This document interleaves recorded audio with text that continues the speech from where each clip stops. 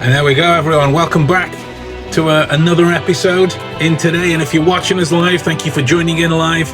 And if you're watching us as part of the recording, why not consider joining in live by joining into the Facebook group and following the questions. And you can follow these along live and pose your questions in there. Forgive us for the time off, but we're back following our episode on the traitors.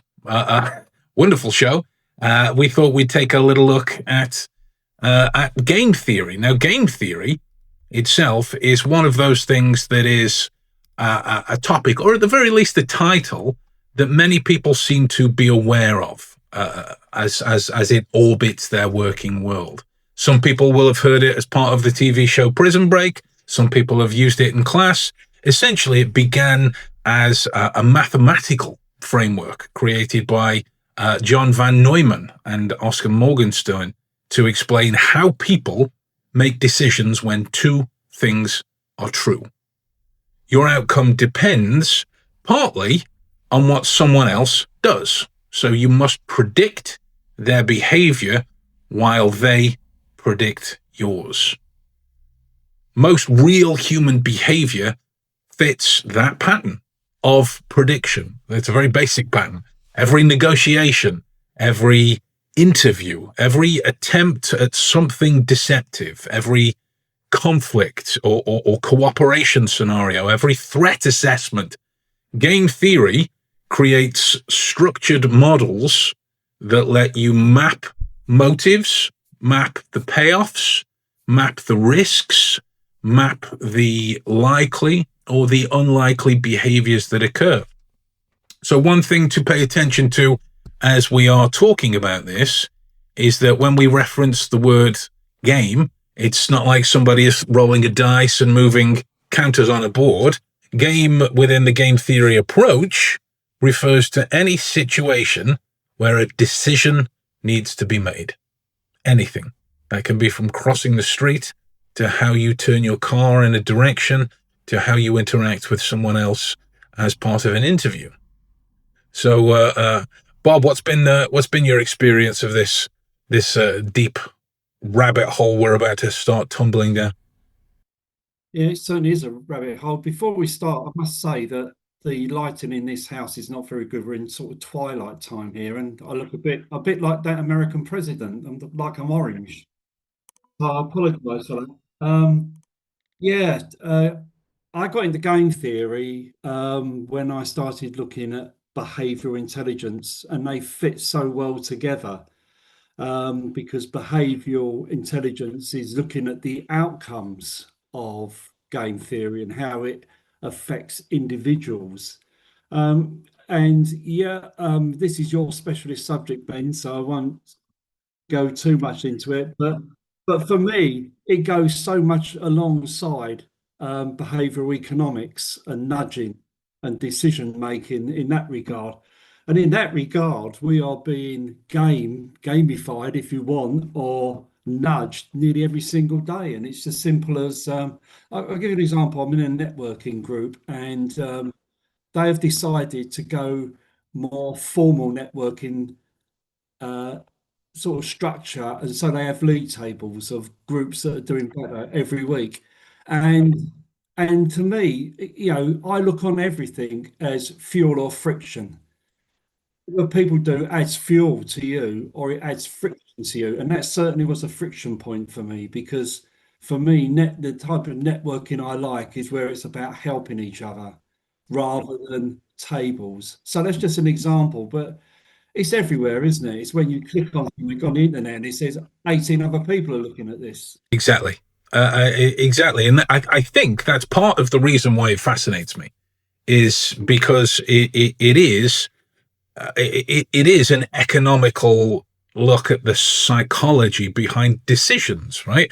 And like I was talking to a friend of mine about this the other day, and we're talking about hooks, like 5 things that allow you to do this. Wash your clothes with Daz. Now it's even whiter than before. So whiter, your tea towels will look see-through.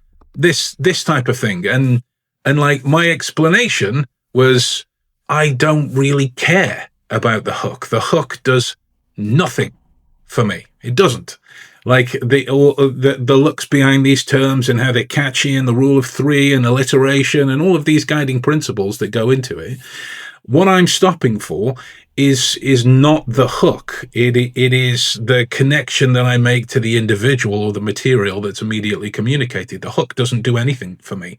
It would be like somebody, drinking an energy drink because it's called Monster and not because of the apparent things that they get on the back of it as a result of the energy therein. But that's just me. Hooks may appeal to zillions of other people in zillions of different ways. As you mentioned, nudging, that the same nudge that we've referenced before with the policeman sticker in the shop window. Some people might not notice it.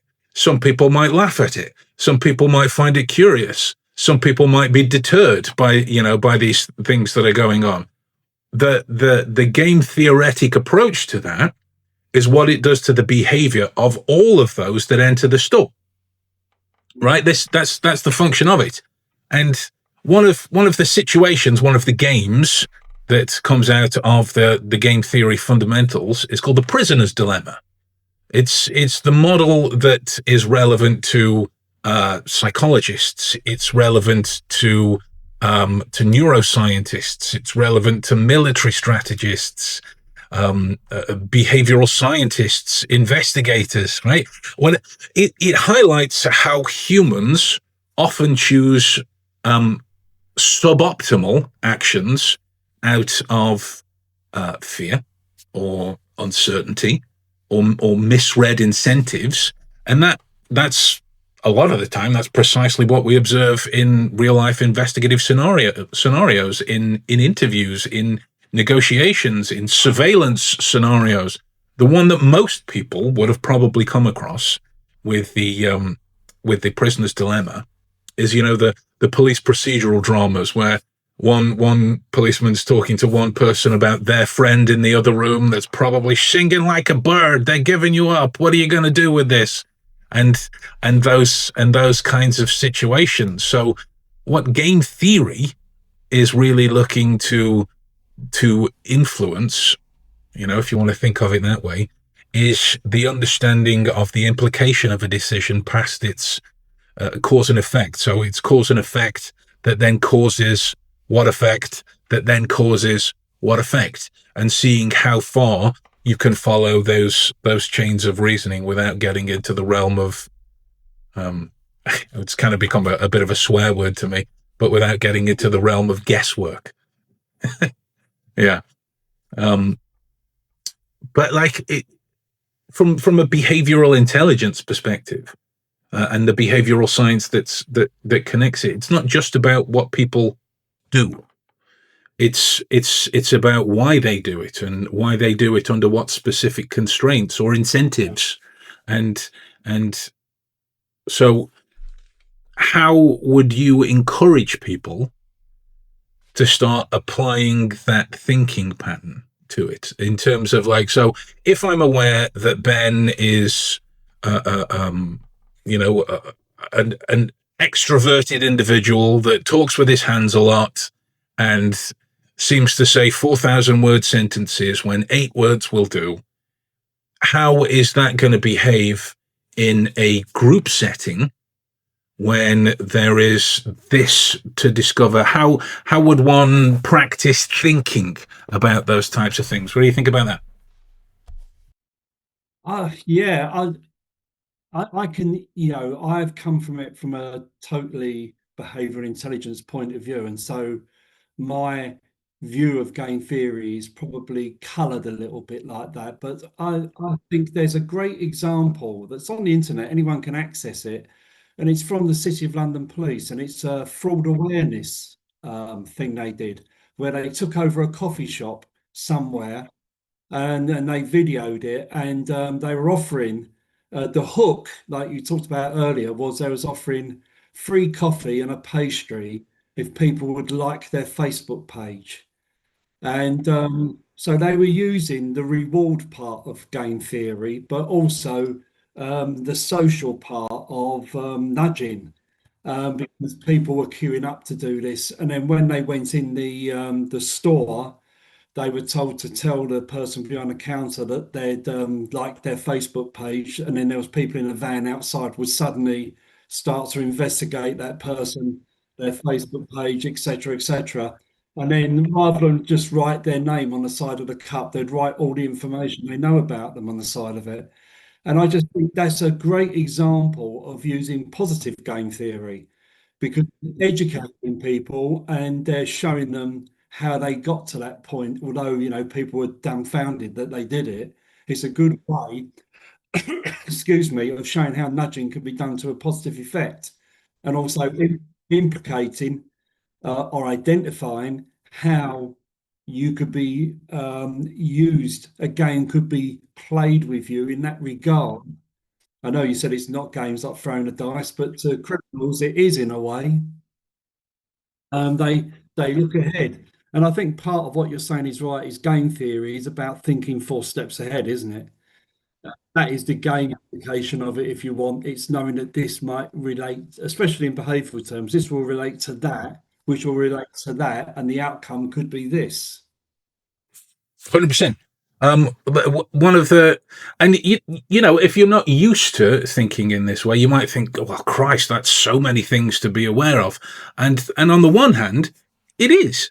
But in exploring those variables, you'll see, well, in this pattern and in this pattern, there are these similarities. So in the couple of similarities, you're covered for all of the eventualities that are connected to it.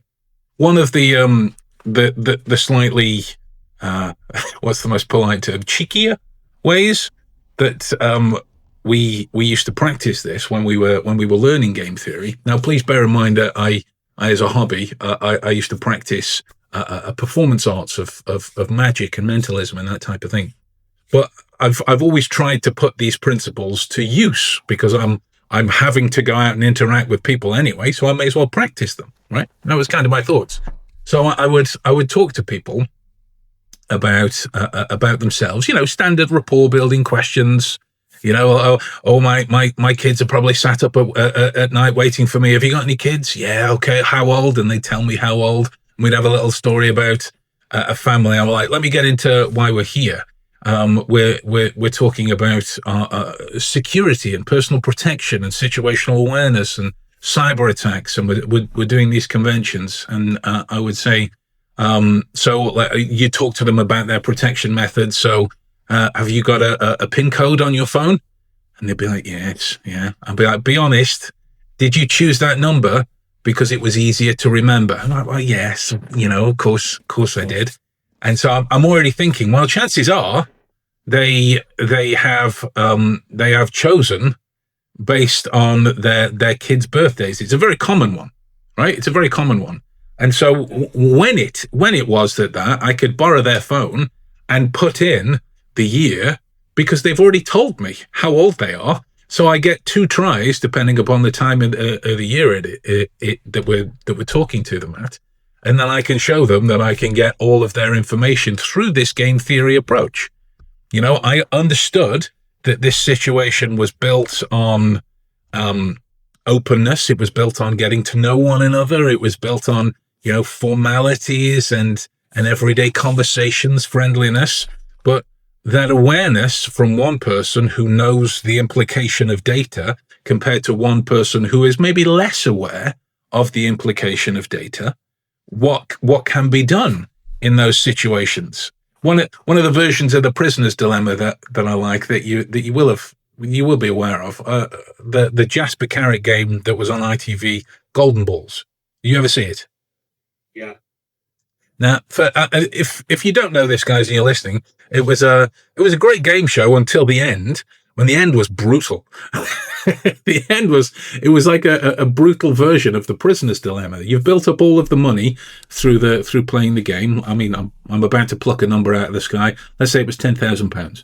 You've built up £10,000 throughout the course of the game, and each person is now facing one another. There's 2 people left, and they have 2 golden balls in front of them. One opens to say split, and one opens to say steal. Now, if they both choose steal, they both get nothing. If they both choose split, they both split the £10,000 and get 5,000 each. But if one of them chooses split and the other chooses steal, well, then the person that chooses steal gets all the money, and the person that chooses steal gets nothing. And these types of situations, they pop up more and more and more and more when you think about it. And then you get into zero-sum and non-zero-sum games because, and I'm sure you'll have seen this as well, Bob, particularly with social media, and it popped into my head with you mentioning a certain American politician, is that if these ideas that if I disagree with you, I don't like you, or if you hold another point of view, you're clearly on the other side. These types of divisive versions of playing off ideas against one another. That the understanding of game theory equips you to have at least the opportunity for productive conversations, because you can be aware of those implications ahead of time, and prepare for how to deal with those types of things. Wouldn't you say? Yeah, yeah. I totally agree. Going back to the prisoner's dilemma, uh, having been in the police, I've been in them situations where you've got two people in custody, but it's not as over as you see on the TV. I've had it where I've just said to someone, I really admire your ability to trust the person you've been arrested with. And that's what you need to say, really. It was, but yeah, gamification is everywhere, and in fact, it's quite opportune that we're speaking today, because today is probably one of the day of the year that's marked in every fraudster's calendar, because it's Black Friday, isn't it? And I dread to think how much data, etc., people are unwillingly giving away on all of the social media channels, not exclusively, but like Amazon and places like that. And because that's how people work, isn't it? They get little bits of data, like you say, when you was a mentalist. It's people just don't realise what they're giving away. That's it. That's it. And it's like I would be willing to bet that if you stopped a person and questioned them properly around their Black Friday purchases, they, particularly with Amazon, bear in mind, they would be aware, well, that the prices have been jacked up to be dropped, to give the impression of the massive sale. I would bet they would be aware of that. So the game theoretic question then becomes, why double down on Black Friday and spend more? That's the question. So these principles, and granted, the prisoner's dilemma is just one of them, but these principles, they offer a way to draw out relevant questions.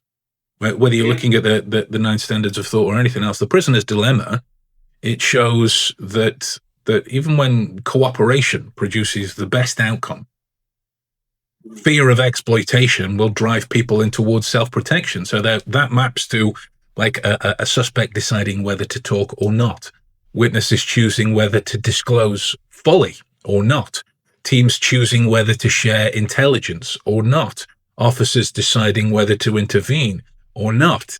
In behavioral science, it's a dilemma that appears daily, but more often than not, it's unconscious. These decisions of whether to act or not. I'm sure you'll have seen from your police days as well the effects of the bystander effect.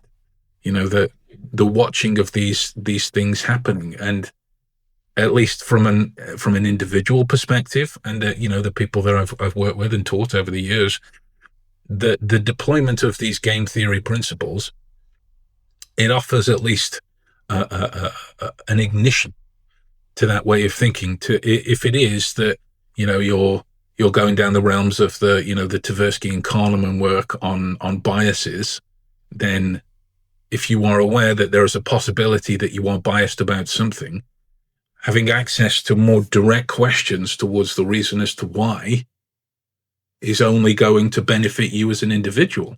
You would need to facilitate the delivery of that through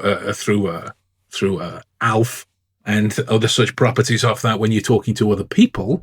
But when you're talking to yourself about these types of things, you can afford to be a little bit more direct. Yeah, yeah, yeah. And it does come down to knowing, doesn't it? You've got to really know, and you only get that by asking questions. But that in itself, because the thing about game theory is it's either going to have, like I say earlier, fuel or friction. Uh, and you've got to know who you're talking to and really know. And you only get that through sort of deeper questioning, Socratic questioning. Yeah, 100%. This this when you look at classical game theory assumes logic. Yes. Real humans, they myself included, maybe yourself as well, we don't always behave that way. We're rife with biases, we're rife with emotional triggers, we are thinking about fear and threat appraisal, or time pressures, or ego, or reputation. These are the factors that we mentioned that are connected to behavioral economics. It is saying, like, Chip Connolly had a good interpretation of behavioral economics with his emotional equations.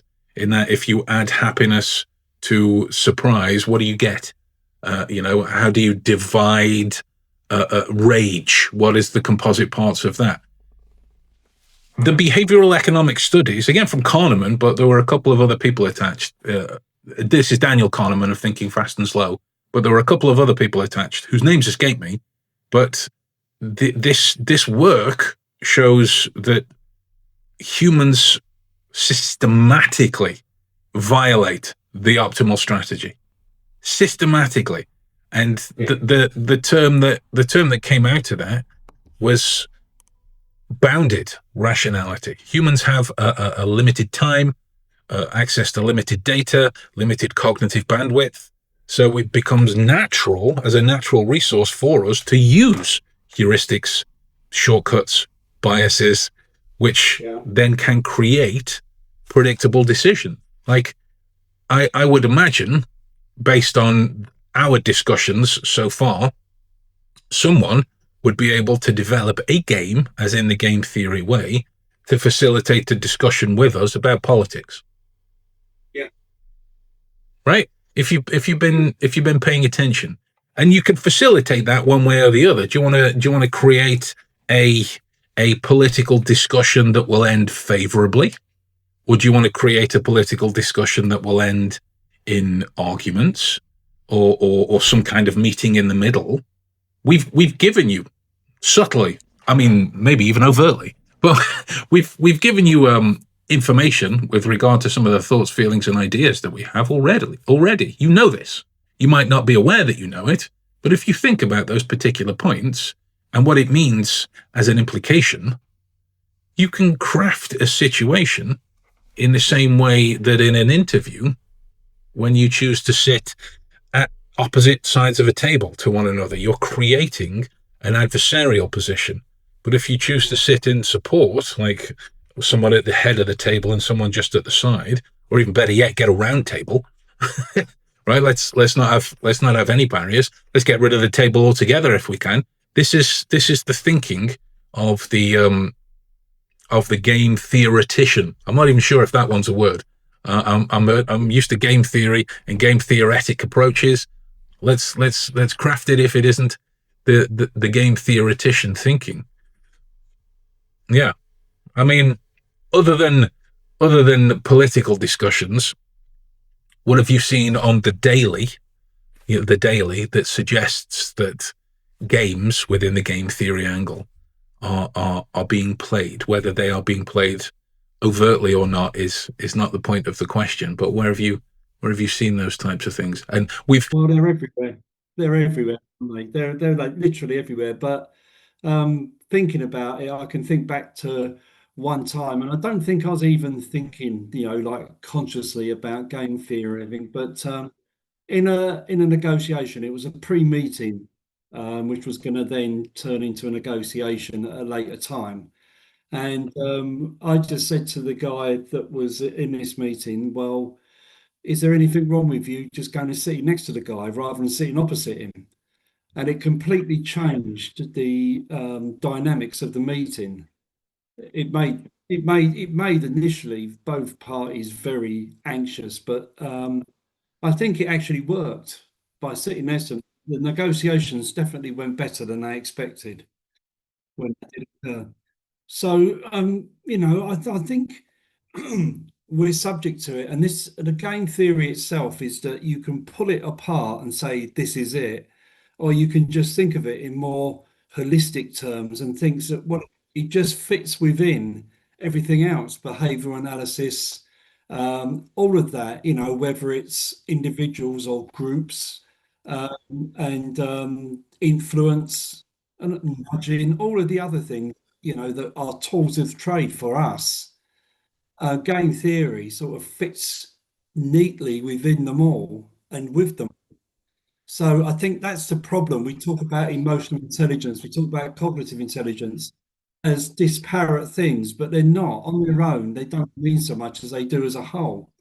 And game theory is certainly integral to what I do and what any other person involved in media or selling does as well. But maybe they're uninformed practitioners rather than informed practitioners.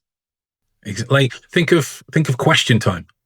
We could change that around to facilitate better discussions using game theory. Think of any news headline that you've seen on a paper that is designed to do certain things, other than communicate data, is designed to do certain things. If you look at the way films are marketed, they're designed to do certain things. If you look at the way people conduct themselves when going into areas of social rules, that's designed to do certain things. Like, you're supposed to queue here. You're supposed to go to the elevator or the lift here. You're supposed to walk on the outside near the road, and the lady is supposed to walk on the inside. Right? If you hold traditional values or whatever it is, connecting it back to the prisoner's dilemma, most people in those scenarios, they defect is the term, but it's choosing the selfish option, not because it's rational, but because they fear betrayal. They're overweighing risks. They catastrophize. They assume that the other player thinks like them. There is an emotional miscalibration, and that's exactly what investigators are looking for when someone lies unnecessarily, or someone over-explains, or panics, or reveals more than they need to in those particular situations. And all we're simply saying is, from that, is consider that cause and effect goes far beyond the singular here and now, right? Just because someone is angry walking into the room does not mean that what's happening in the room made them angry. It can be the things that they've brought in after the fact, and the understanding of, like, the second order, third order, fourth order, and so on, of the effects. It is a difficult thing to do, but once you start exploring it, I mean, don't be wrong, it's only difficult in the same way that patting your head and rubbing your stomach can be difficult in the earlier stages, but you can do it with enough practice. And this is the same thing. It's like thinking of multiple things at the same time. So, as we do when we come to the end of every discussion, what final thoughts would you like someone to take away from this rudimentary look at game theory? Well, I would just say that look at game theory. It's very important, and it does help quantify behavior. Um, but don't give it enough prominence that you disregard other things, because that's what the rabbit hole that people go down. They they go down one and forget that there are so many of these theories that just knit together. And it's like knitting a jumper. You can't knit it with just one thread. You have to have loads of them, because then you get a nice pattern jumper. And that's what we all want. We want that pattern jumper. So I think it's one of the major parts of behavior and behavior analysis and behavioral intelligence, but it's by no means the only.